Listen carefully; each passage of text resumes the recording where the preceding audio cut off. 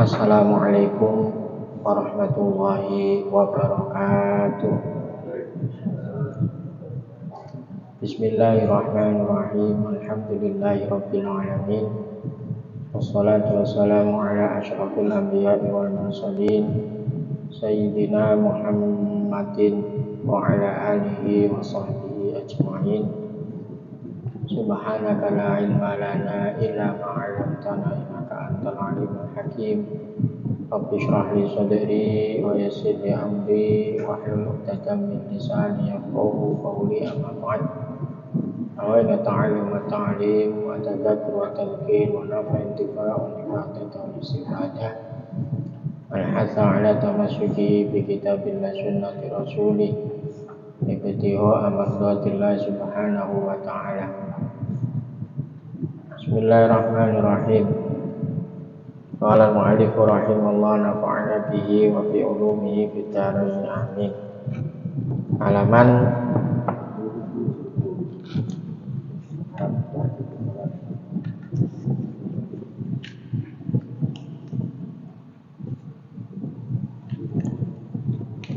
Bismillahirrahmanirrahim. Syurutu wujubis shalah. Syurutu wujubis shalah. Syurutu wujubis sholati sittatun. Al-islamu wal bulughu wal aqlu wan naqa'u 'anil haidi wan nifas wa bulughud da'wah wa salamatul hawas. Syarat-syarat wajib sholat ada 6. Islam, baligh, berakal, bersih dari haid dan nifas, sampainya dakwah dan sehat indrawi. Sebelum masuk di pembahasan rukun, itu ada istilah syurut. Jadi kalau syarat itu adalah perkara yang harus dipenuhi sebelum melakukan, itu namanya syarat. Dalam ibadah ada syarat, ada rukun, dan ini wajib bagi kita untuk mengetahui syarat dan rukun ini.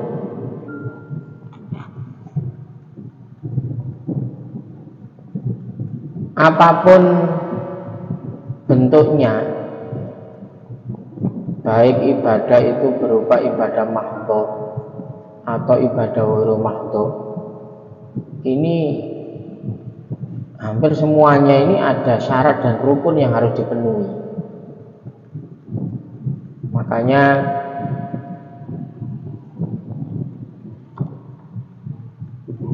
kita harus bisa memberikan istilahnya pemahaman syarat dan rukun ini adalah hal yang pokok di dalam amal. Ada orang ini terfokus kepada perkara-perkara yang enggak termasuk rukun, atau juga perkara-perkara yang enggak masuk syarat wajib. Makanya di sini ada istilah syurutul wujub. Jadi berarti ada syurut sunnah, syarat sunnah. Jadi ketika kita makan, jenenge wong diarani makan orang Indonesia, ya syaratnya ya ada nasi, ana lauke, ini syarat ya. Nah, kalau bukan itu berarti, tapi ada syarat-syarat sunnah. Ya lak luwih sempurna ya kudune sadurunge iku dikek nggon sing enak. tempat yang cocok. Ini syarat-syarat sunnah saja ini gak penting itu.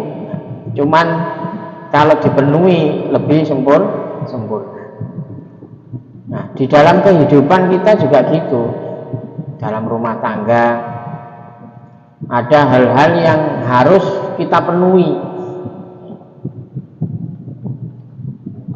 berupa syarat dan wajib seorang suami umpamanya. Apa yang harus dipenuhi?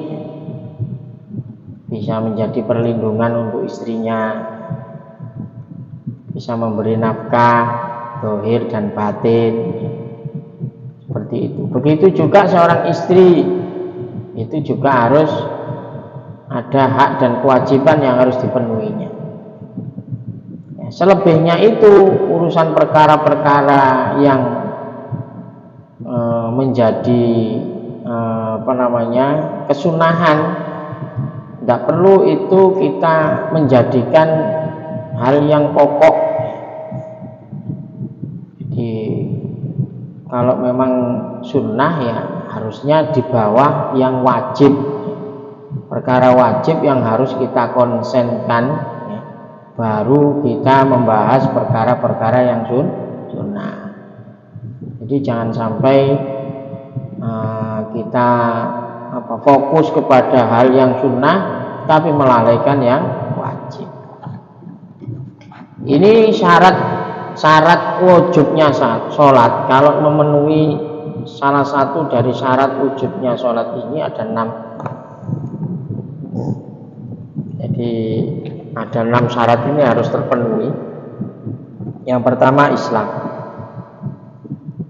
Jadi kalau sudah ngomong Islam ya memang nggak wajib berarti bagi orang kafir, karena di luar daerah, di luar agama. Tapi bukan berarti kalau sudah orang kafir ini nantinya ndak wis enak jadi orang kafir, terbebas dari kewajiban. Enggak. Wa innama nukhatibu biya wa huwa laisa dakhilun dairatina. Tapi tetap dia juga nantinya akan mendapatkan khitab ya, mendapatkan apa yang menjadi hal-hal yang tidak dia laksanakan. Jadi sebetulnya kafir itu kan lawannya iman. Kalau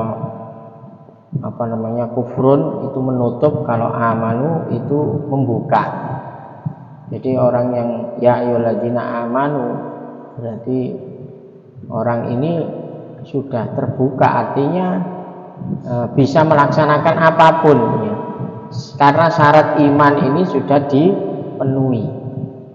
Tapi kalau orang kafir, kufrun, orang yang tertutup, ini ya bagaimanapun kebaikan yang dia miliki, wong namanya dia ini tertutup, ya tidak bisa dikatakan sah kebaikannya. Jadi ibarat gelas itu mengkurep ini ya. Jadi sudah tidak bisa menerima, atau gelas tertutup. Kok sirami model opo ae ya gak iso, air tidak akan bisa masuk. Walaupun disiram air yang bagus, disiram enggak akan pengaruh. Begitu juga orang kafir melakukan perbuatan kebaik apapun ya tidak ada pengaruhnya, ya, tidak pengaruh karena dia sudah tertutup. Jadi jangan sampai kita punya wong kafir api mending insyaallah iso mlebu surga yo gak teko endi. Wong dia sudah tertutup. Jadi ada hal-hal yang memang tidak mungkin ya. Makanya syarat awal pertama orang bisa diterima ibadah itu harus masuk dulu agama Islam. Ini syarat mutlak. Selanjutnya bulu, balik. maka berarti tidak wajib atas anak kecil, tapi wajib bagi wali. Wali itu sapa? Wong tuane atau orang yang ngasuh. Iso ae dititipno bae, iso ae dititipno pamane atau orang lain. Wali amrihi ayyamuru biha. Itu wajib loh ya. Jadi bukan sunnah. Untuk anaknya belum balik, tidak wajib melakukan sholat karena belum memenuhi syarat. Tapi kalau sudah umur 7 tahun, orang tua punya kewajiban memerintahkan anaknya untuk sholat dan memukul ketika sudah sampai 10 tahun. Ini bukan berarti pukulan yang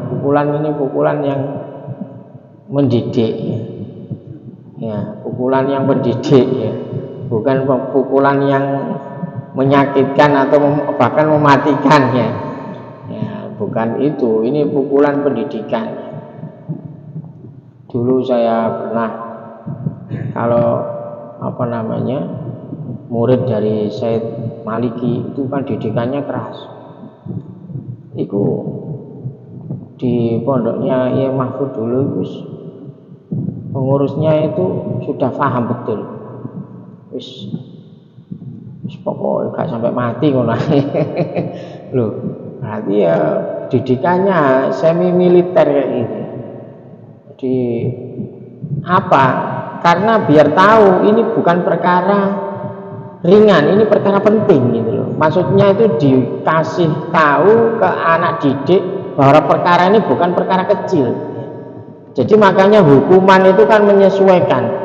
Kalau pelanggaran besar ya hukumannya besar. Kalau pelanggaran kecil ya hukumannya kecil. Contoh, kalau sampai ada salah satu dari keluarga yang tarikus sholat, meninggalkan sholat, ini jangan diremehkan itu. Jangan diremehkan, ini tarikus sholat ini minal kabair, termasuk dosa besar itu, bukan dosa kecil, itu besar. Bahkan seorang ulama mending di rumah itu ada seekor anjing daripada ada orang yang tidak melakukan sholat di rumah ini. Karena menjadikan keluarga ini menjadi keberkahannya hilang. Karena di situ ada pelaku dosa besar. Nah itu. Jadi orang sekarang ngeremehno.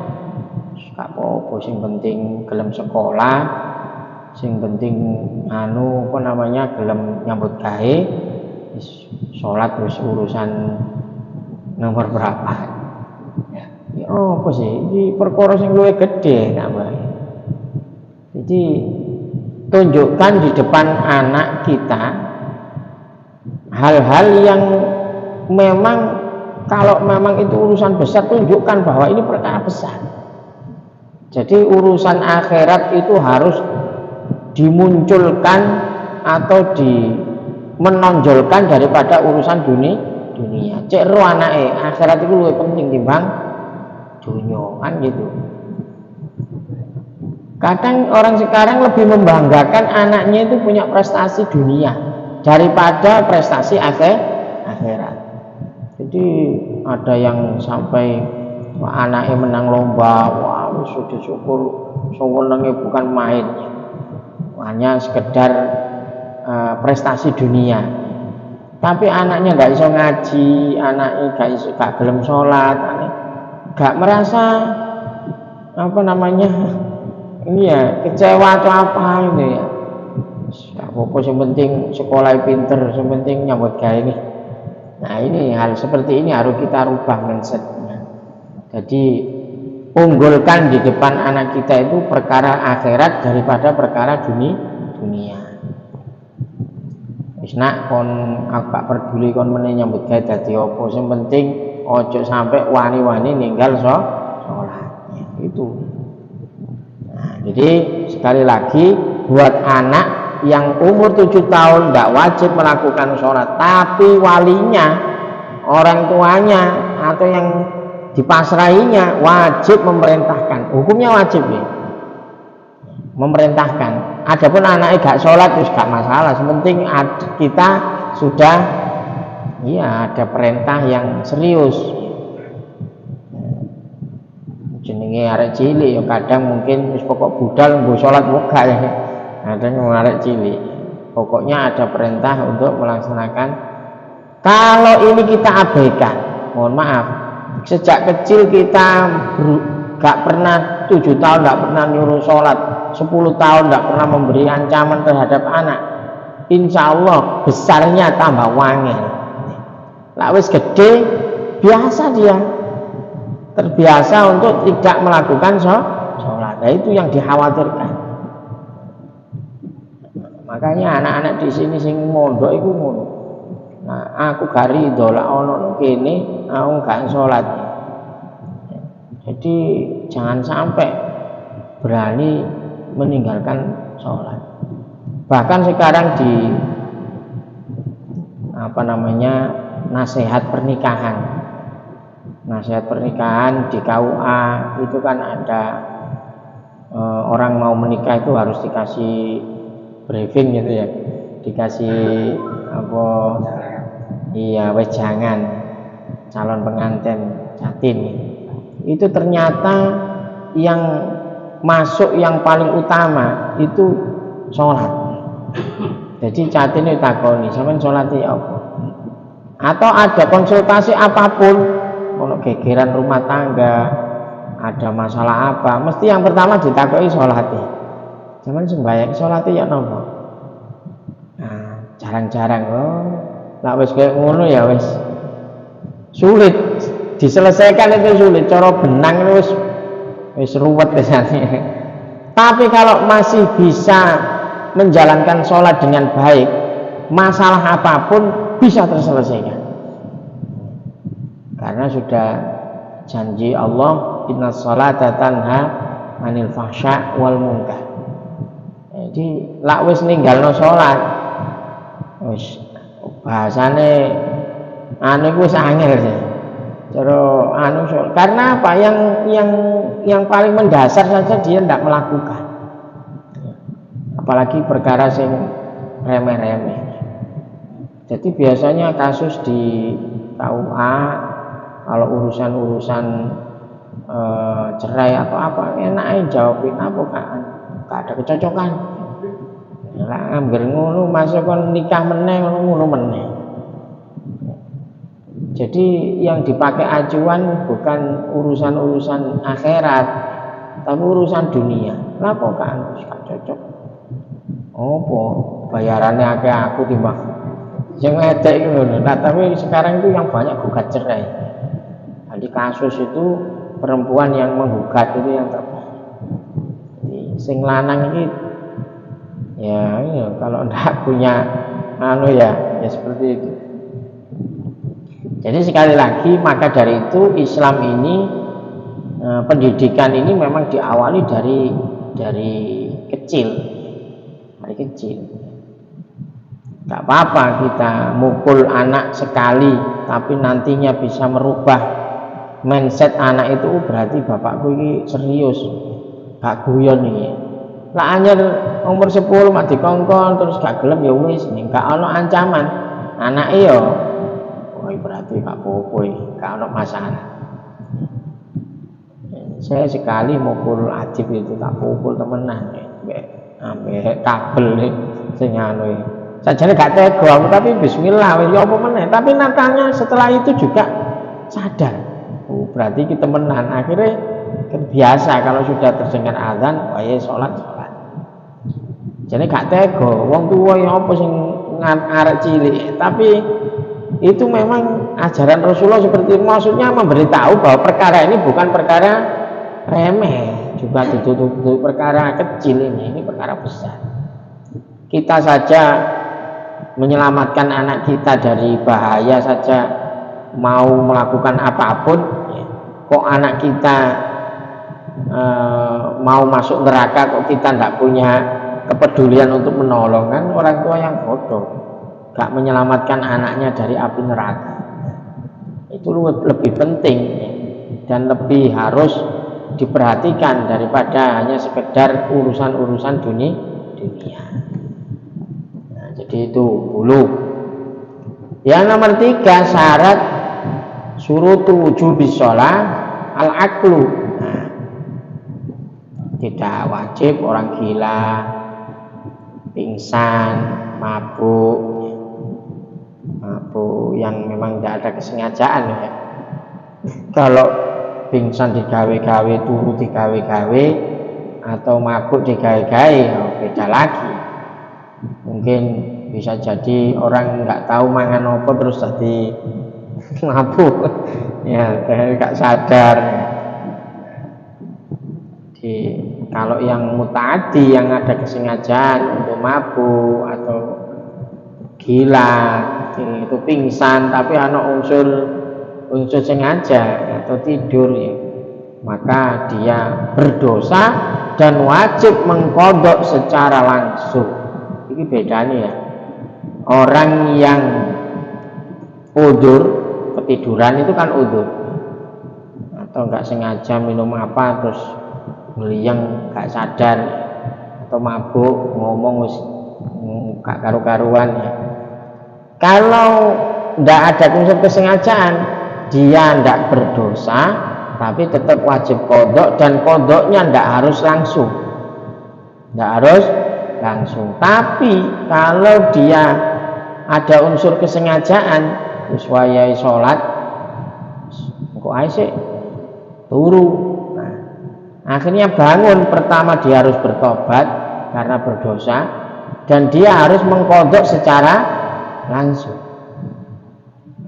Karena tidak ada toleransi bahasanya. Kalau kesengajaan tidak ada toleransi.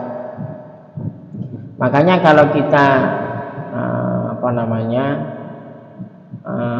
memberikan pelajaran ke orang, itu dilihat. Kalau memang dia sengaja melakukannya, ya otomatis hukumannya ya luwe nemen timbangannya daripada orang yang tidak ada kesengajaan. Ya, jadi bedo. Ana wong duwe utang, anjene lali ambek ngelali, ya seje kan. Anjene lali gak apa-apa dielingno. Tapi kalau sengaja melupakan diri, nah wis meneh gak kena dipercaya meneh. Nah, maka dari itu begitu juga hutang dengan Allah, dengan meninggalkan sholat itu. Kalau dia meninggalkannya dengan sengaja, pertama ya berdosa, kedua wajib ngodok secara langsung. Jika dia tidak mengkodok secara langsung, dosa meneh, dosanya double. Beda. Islam balik berakal. Nomor 4, suci dari haid, anako anil haidi wan nifas. Maka tidak wajib orang haid atau nifas untuk melakukan sholat karena tidak memenuhi syarat, bahkan haram dan tidak sah. Jadi ada hukum itu bisa jadi haram tapi sah. Haram tapi sah. Contoh apa? Orang haji dengan uang mencuri, itu haram tapi sah, hajinya sah. Dengan sholat dari baju yang mencuri atau baju curian, sholatnya ya sah karena tidak ada syarat sholat bajunya bukan hasil mencuri, nggak ada syaratnya. Tapi nanti ada pertanyaan diterima atau tidak, lah iki sing beda bener iki. Tapi menurut syariat ya sah. Jadi ada perkara itu haram tapi sah. Lah ini enggak, orang haid kok melakukan sholat, pertama kena haram, kedua sholatnya sah. Sama dengan, mohon maaf, ada seorang istri puasa sunnah tanpa izin suami. Secara syariat puasanya tetap sah, tapi hukumnya haram. Hukumnya apa? Haram. Jadi wajib bagi seorang istri untuk izin kepada suami kalau memang mau melaksanakan puasa sunnah. Karena apa? Taat kepada suami ini hukumnya wajib, sedangkan puasa ini hukumnya sunnah. Jadi harus lebih kuat yang wajib daripada yang sunnah. Kadang hal-hal seperti ini nggak diperhatikan, artinya dianggap iki ibadah kok gak oleh. Saya ini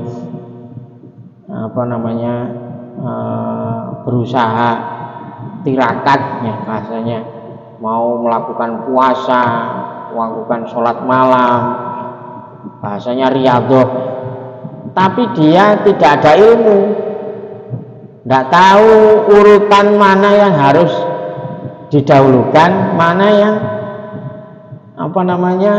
yang harus istilahnya diakhirkan. Bahkan pernah terjadi pada zaman Rasulullah SAW. Ini seorang istri, padahal satu rumah tapi beda lantai. Si istri di lantai atas, ya si suami di lantai bawah, istrinya istrinya di lantai atas, suaminya di lantai bawah. Orang tuanya di bawah, istrinya di atas. Nah, ini pernah terjadi. Mau pergi, suami pesan kepada istrinya, tolong jangan keluar rumah sebelum saya datang. Sudah dia pergi, berangkat kerja, mencari nafkah. Ternyata si istri ini mendengar kabar bahwa orang tuanya ini meninggal, yang di ngisor itu meninggal. Tapi karena menjaga amanah dari suami, saya belum boleh, nggak diizini untuk keluar sebelum suami saya datang. Ini keluarga yang lainnya nggak terima. Iki bapaknya mati kok. Anak kurang ajar istilahnya. Kan sebetulnya kan itu hanya urusan takziah gitu saja kan. Istilahnya takziah kan harus seketika itu. Kan bisa saja diundur, bukan perkara darurat. Kecuali kalau darurat umpamanya anaknya sakit yang harus dibawa ke rumah sakit, itu kan beda lagi urusannya. Ini kan hanya sekedar untuk karena orang tuanya meninggal kita harus takziah kan sini. Itu kan bukan perkara yang bahasa mendesak gitu. Akhirnya diajukan kepada Rasulullah. Istilahnya gak terima, ini dia memegang ucapan suaminya daripada istilahnya untuk takziah orang tuanya meninggal. Lalu Rasulullah SAW berdiam diri, istilahnya ada malaikat yang turun menyampaikan bahwa dosa-dosa orang tuanya ini dimaafkan oleh Allah gara-gara perilaku anak yang bakti kepada suami. Jadi malah dibenarkan Rasulullah.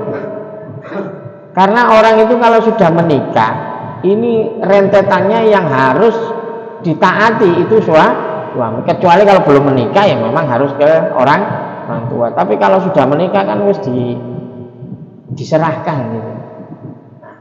Maka dari itu hal seperti ini kelihatannya menurut akal, saya ini mau hal perkara, bukan masalah itu. Ini adalah masalah taat kepada suami. Kecuali kalau suami menyuruh berbuat maksiat. Wis metu dik, gak usah kudungan. Apa sih ada kudung-kudungan karena ribet. Wis metu ngono gak. Nah, kalau seperti itu ya wajib si istri ini menolak. Karena apa? Karena itu adalah perbuatan maksiat. Ojo terus ini gak kudungan apa? Bojoku seneng ya. Aku metu gak kudungan lah, gak iso sebenarnya. La ta'ata li maksiatul khaliq. Tidak ada ketaatan untuk maksiat kepada makhluk, walaupun itu suami. Nah, tapi kalau selama ini bukan maksiat, bukan perkara yang ya tetap kita wajib harus taat kepada suami. Itu tadi cerita itu tadi. Justru gara-gara baktinya anak kepada suaminya ini, dosa-dosa orang tuanya ini diampuni oleh Allah loh. Barokahnya anaknya taat ya bojone. Makanya luar biasa. Dan ini harus diketahui oleh perempuan bahwa meskipun mohon maaf bisa jadi penghasilan istri ini lebih banyak daripada suami. Walaupun seperti itu tapi tetap kedudukan di dalam rumah tangga laki-laki adalah seorang pemimpin. Ar-rijalu qawwamuna 'alan nisa. Jadi kalau kita mau belajar, kita mau ngaji, akan tahu yang harus diurutkan itu bagaimana. Ada yang protes, ini suami saya ini tidak taat, sering bangunnya kesiangan, sering tidak mau wiritan, sering tidak mau baca-baca surat, baca waqiah, baca karena ini gara-gara ini rezekinya ini macet ya. Jadi suami ini tidak mau melakukan hal-hal yang menjadikannya kadang nggak tahu urutan yang harusnya dipenuhi itu yang apa. Jadi kewajiban ini dalam rumah tangga itu istri nggak dituntut untuk ngatur suami, nggak dituntut. Seandainya istri sudah menasehati baik, ternyata suami ini tetap ya sudah, suami kita ini adalah sebagai hal yang menjadikan kita, menyelamatkan kita daripada api neraka. Kalau ngono wis pokoknya penting aku taat. Seperti ceritanya Asiyah dengan Fir'aun. Ya, kurang ngopo Fir'aun koyo ngono, tapi Asiyah bisa menempatkan diri. Wis aku nggak akan dimintai pertanggung jawab atas kemaksiatan suami. Tapi suami bertanggung jawab atas kemaksiatan istri. Ya, kalau ada apa-apa, ya, maka juga istri ini akan menuntut. Kalau memang tidak, umpamanya saya dulu tidak pernah disuruh ngaji, saya dulu nggak pernah diajari, itu suami nanti akan mempertanggungjawabkan untuk keluarganya, baik anaknya maupun istrinya. Tapi istri tidak dituntut, nggak perlu kita maksa. Ini suami saya itu gak karu-karuan. Ya kalau jenengan bisa sabar ya lebih baik. Tapi kalau tidak sabar ya gimana lagi nggak sabar ya. Jadi maka dari itu dalam rumah tangga ini kita harus tahu posisi kita. Posisi kita sebagai apa? Kalau kita sebagai suami ya tanggung jawab kita ke anak, ke istri harus ada. Tapi seorang istri wis pokoknya wong wedok tugas pokoknya itu mencari ridho suami, tugas pokoknya itu. Tugas pokoknya itu mencari ridho suami. Makanya kalau ada, mohon maaf, istri meninggal lebih dulu daripada suami dan suaminya ridho, itu jaminannya sudah surga. Bojone ridho, asalkan dia tetap melakukan kewajiban, artinya belum sholat, sing wajib itu sudah ada jaminan masuk surga, asalkan dapat ridho suami. Jadi kalau belum menikah kan ridhollah fi ridhol walidain kan gitu ya. Tapi bagi wanita yang sudah menikah, ridho Allah bergantung dengan ridhonya suami. Kalau nggak oleh ridhone suami, walaupun kamu ahli ibadah ya apa, ya nggak akan bisa. Karena apa? Yaitu tadi dia tidak bisa melakukan kewajiban sebagai seorang istri untuk mencari ridho suami. Kecuali itu tadi si suami memang orang yang berbuat berbuat maksiat ya mesti ya boleh ridho. Nah, maka dari itu ngaji seperti ini kita introspeksi diri. Kalau sebagai suami memang kurang baik, ya kasih contoh. Contoh apa? Kalau suami, kalau istrinya memang bangun sebelum subuh, maka suami juga harus lebih memberikan contoh. Ojo sampai dadi wong lanang gak bisa memberi tauladan ke anaknya, ke istrinya. Nah, itu apa iki? Wong lanang kok gak kena digawe contoh yang baik. Masuk ngongkon-ngongkon tok ini harusnya gini, tapi dia sendiri gak memberi contoh. Bahasanya itu ngongkon anak sholat jamaah masjid, tapi orang tuanya nggak mau ke masjid, ya nggak mau jamaah, ya sulit. Maka dari itu sebetulnya berat juga menjadi seorang suami. Nanti kan akan dihisab, semuanya itu akan menjadi tanggung jawab kita.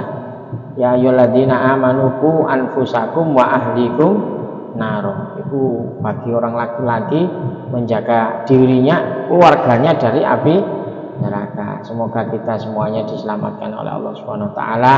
Keluarga kita dijadikan keluarga yang barokah, keluarga yang sakinah, mawaddah, warahmah, dan nantinya kita menghadap Allah dalam keadaan husnul khotimah.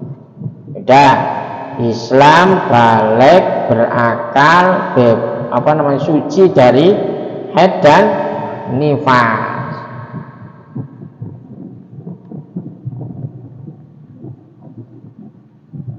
Karena sholat ini sehari 5 kali, maka tidak ada tuntutan untuk wajib mengqadha. Wong haid kadang haidnya sampai 15 dino, 15 ping 5 wis. Ya, itu 5. Engko diluk kena haid meneh, numpuk-numpuk lah. Maka di situ syariat ndak wajib qadha, wis bebas. Kecuali puasa. Nah, puasa ini kan setahun sekali, hanya sebulan Ramadan. Tapi kalau istri ternyata haid di bulan Ramadan, haid berapa hari, maka wajib mengganti puasa. Iso nang Syawal, iso nang Dzulqa'dah, Dzulhijjah, terserah ya. Pokoknya batasnya sampai Ramadan, jangan sampai ketindihan Ramadan. Kalau ketindihan Ramadan nanti di samping ngodok juga harus membayar fidyah. Nanti kepungkur meneh fidyah di meneh, double meneh. Terus seperti itu. Tapi biasanya perempuan itu nyicilnya dibarengkan puasa Syawal, terus Senin Kamis, kan waktunya panjang. Itu bagi perempuan yang memang kalau puasa ada kewajiban qadha nyaur, tapi kalau sholat tidak ada karena terlalu memberatkan.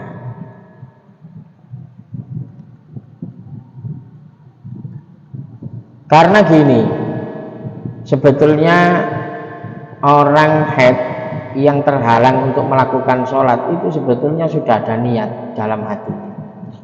Jadi bahasanya iki seandainya aku haid ya aku sholat. Jadi dia itu sudah terhitung melaksanakan. Jangan dikira orang perempuan haid itu terus berarti dia tidak dapat pahala sholat. Enggak, karena niatnya tadi. Dia niat laulam akun haidon nasallait. Kalau seandainya aku gak haid ya aku sembahyang. Tapi karena saya haid ya saya enggak sholat. Jadi kan sudah niat itu sudah tertulis. Umpama jenengan biasa sholat jamaah di masjid, kebetulan pas ada tamu, sebetulnya kalau tamu aku ya nang masjid, tapi pas ada tamu, nah itu niat kita itu terhitung. kita terhitung melakukan jamaah walaupun kenyataannya kita sholat sendiri karena dihormatil duyuf, untuk menghormati tamu ya. Jadi ada hal-hal yang udzur itu dengan niat itu, kalau orang ini istiqomah itu enak. Jenengan istiqomah ngaji ben Senin, ben Rebo, ben Ahad ya. Tapi waktu itu ada udzur, nah itu kan sudah ada niat. Seandainya aku tidak udzur, ya pasti aku melok ngaji. Lah disitulah tertulis pahala dengan niat itu. Enak itu niat itu kalau baik itu langsung mendapatkan pahala walaupun belum melaksanakan. Tapi kalau niat jelek enggak, aku tak maling enggak. Ternyata enggak jadi maling, ya enggak kena dosa. Enggak kena. Kalau kejelekan belum melakukan, sudah niat tapi belum melakukan, enggak kena dosa. Jadi dosanya itu kalau dia sudah melakukan. Tapi kalau kebaikan enggak, belum melakukan itu sudah dapat pahala. Nah, pokoknya niatnya benar loh ya, bukan niat umpamanya aku bengi tak sholat bengi tak gawe niat-niatan nek oleh ya gak iso ya. Itu berarti gak niat temen ya. Lah dan Allah Maha tahu aja dibujui.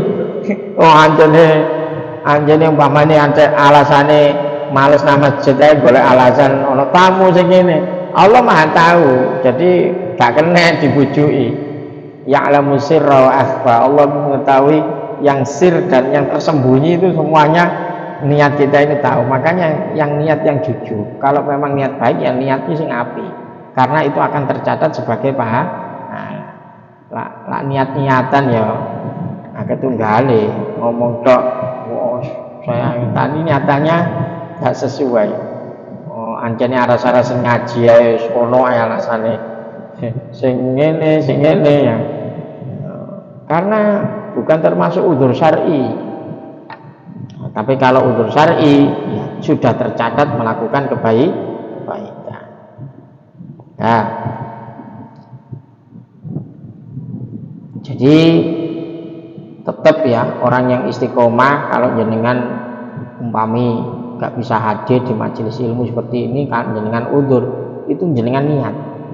Makanya kan ada kadang di WA niat hadir. Itu berarti ya memang niat hadir. Tapi kalau sudah niat hadir memang karena udzur ya berarti sudah tercatat. Tapi kalau tidak ada niat teko tagak ya singgola anu ya tak teko anu gak. Kalau niat berarti kan tidak ada niat untuk hadir. Tapi kalau ada niat untuk hadir itu sudah tercatat sebagai kebaikan. Pokoknya niatnya sing temen mau, bukan niat abal-abal. Nah, yang terakhir, belum. Yang kelima, bulughud dakwah. Ini penting. Jadi seandainya mohon maaf ada orang pedalaman hidupnya di hutan yang memang di situ belum tahu tentang kewajiban sholat, ya gak kena deh. Tapi insya Allah sudah tidak ada. Ya ono alasan saiki umpamane jenengan kok kene kok ngomong ngono. Aku gak ero lek salat. Lah kon niku ono kene mau ngaji dina apa ya ono masjid dimanapun, di mushola dimanapun buka pengajian kok ono alasan aku gak ero lah salat iki wajib lah. Kon niku nang ndi? Jadi ini yang memang yang benar-benar udzur itu memang adamu bulu dakwah. Jadi harus tersampainya dakwah. Tapi kalau benar-benar kita ini ada di pedalaman, jauh dari ulama, jauh dari orang, memang nggak ada, yang nggak dosa ini. Tapi kalau di zaman sekarang kayaknya nggak ada alasan, sudah terbuka sudah. Yang terakhir syarat wajib sholat itu salamatul hawas. Salamatul hawas ini umpamanya dia terlahir cacat, buta, tuli, ya apa jenengan oleh mulangi wis buta, tuli ngulangi itu kok ndi. Jadi wis ya apa? Ya wis ya urip iku sak mlaku-mlakune. Mau mengajarkan melihat ya gak iso nonton. Beda lagi kalau memang dia bisa melihat tapi tidak mendengar, kan iso di anu ya. Ini sudah wis buta tuli, wis jangkep wis. Ya nggak akan ada informasi yang masuk ya apa mulang ini. Tapi selama kita punya akal sehat, walaupun badan ini lemah ya tetap iso sholat semampunya kan. Kewajiban sholat tetap ada. Nah ini kalau sudah salamatul hawas, nggak panca inderanya ini sudah nggak fungsi, ya apa mulai. Ya, jadi walaupun dia punya akal sehat, walaupun dia, tapi nyatanya ya nggak bisa, bisa apa? Berarti dia nggak kena kewajiban untuk melakukan sholat. Ini jadi untuk yang bulu dakwah ini sekali lagi zaman sekarang ini sudah, karena dakwah sudah nyebar ya, bahkan hanya ada ayat fasalu ahla dzikri in kuntum la ta'lamun. Ini kewajiban bagi orang harus mau bertanya, cari informasi itu wajib. Saya nggak bisa ini, harus tanya. Nanti ngaji. Ya. Karena ada kewajiban kita untuk bertanya kalau kita nggak ngerti. Ojo terus garu meneng.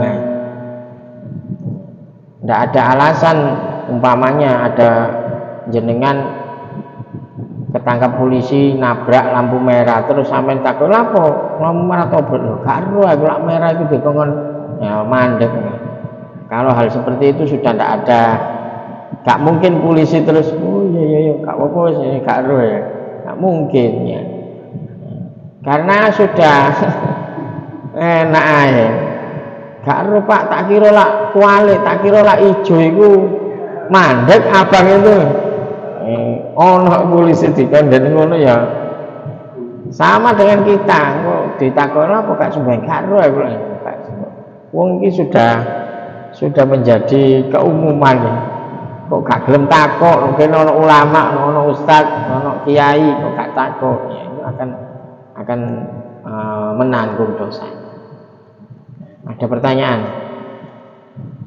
Nah, kita tutup dengan doa. Ya Rabbana tarafna bi annana tarafna annana asrafna la lado alaina tauba tasil li kulli hauba wastur lanal awrati nirawati wa'fir li walidina mauludina wal ali wal ikhwan ilil khilani wa kulli dhi mahabba au jiratin au soba wal muslimina ajma' amina rabbi isma lan wajudan manna la biktisabi minna bil mustafa rasul nahdo bi kulli suli salla wa sallam rabbi alaihi atal habbi wa alihi idada tasisubi walhamdulillah bil baqi wa tanai subhana rabbika rabbil izzati amma yasifun wa salamun alal mursalin walhamdulillahi rabbil alamin. Assalamualaikum warahmatullahi wabarakatuh.